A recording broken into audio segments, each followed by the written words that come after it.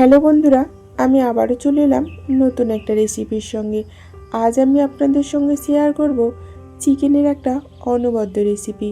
এখানে কিছু মশলা করে নেব। এখানে আছে টমেটো, পেঁয়াজ, আদা আর রসুন। এগুলো এখন আমি শিলপাটায় মিহি করে পেস্ট করে নেব। পেস্ট করা হয়ে গেছে। এখন যাব নেক্সট প্রসেসে। এখানে আমি 800 গ্রাম চিকেন নিয়েছি।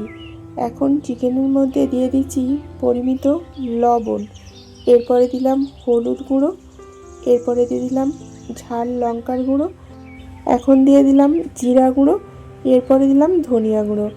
এখন দিয়ে দিচ্ছি শিলপাটায় বেটে নেওয়া মশলাটা। এরপর এর সঙ্গে আমি বেশ খানিকটা সরিষার তেলও অ্যাড করে দিলাম। এরপর হাতে করে খুব সুন্দর করে মিক্স করে নিতে হবে। মশলাটা চিকেনের সঙ্গে খুব সুন্দর করে মিক্স হয়ে গেছে। এখন আমি উনান জ্বেলে নিয়েছি, কড়াইটা বসিয়ে দিলাম। কড়াইটা খুব ভালোভাবে গরম হচ্ছে ততক্ষণ আমি আলুর মধ্যে দিয়ে দিচ্ছি পরিমিত হলুদ আর অবশ্যই পরিমিত লবণ। এরপর কড়াইটা খুব ভালোভাবে গরম হয়ে গেছে। এখন দিয়ে দিলাম সরিষার তেল। তেলটা গরম হোক। এখন আমি লবণ আর হলুদটা আলুর মধ্যে খুব সুন্দর করে মিক্স করে নিলাম। এরপর খুব ভালোভাবে গরম হওয়া তেলের মধ্যে দিয়ে দিলাম। এরপর নাড়াচাড়া করে লাল লাল করে ভেজে নেব। আলুটা এখন ভাজা হয়ে গেছে। এখন আমি তুলে নিচ্ছি।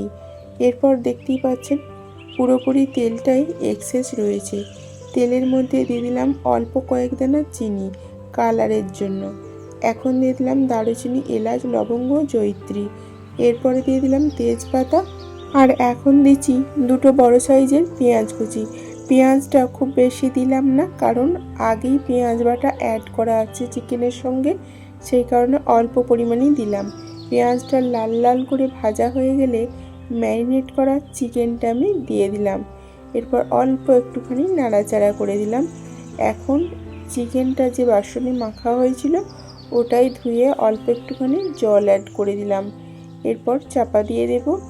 5 মিনিটের জন্য ফুটিয়ে নিলাম। দেখুন ফুটে উঠেছে। এরপর কষালে খুব সহজে এবং খুব তাড়াতাড়ি কষানোটা হয়ে যাবে।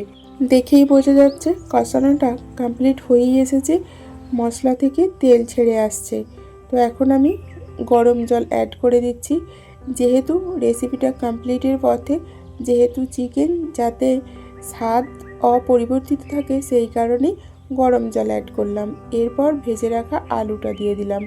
চিকেনের সঙ্গে আলুটা কষালাম না, কারণ এটা চন্দ্রমুখী আলু, গলে যেতে পারে। অন্য কোনো আলু হলে অবশ্যই চিকেনের সঙ্গে কষানো যাবে। এরপর দিয়ে দিচ্ছি অল্প পরিমাণে গরম মশলা। আর এখন দিয়ে দিচ্ছি 1 চামচ মতো গাওয়া ঘি।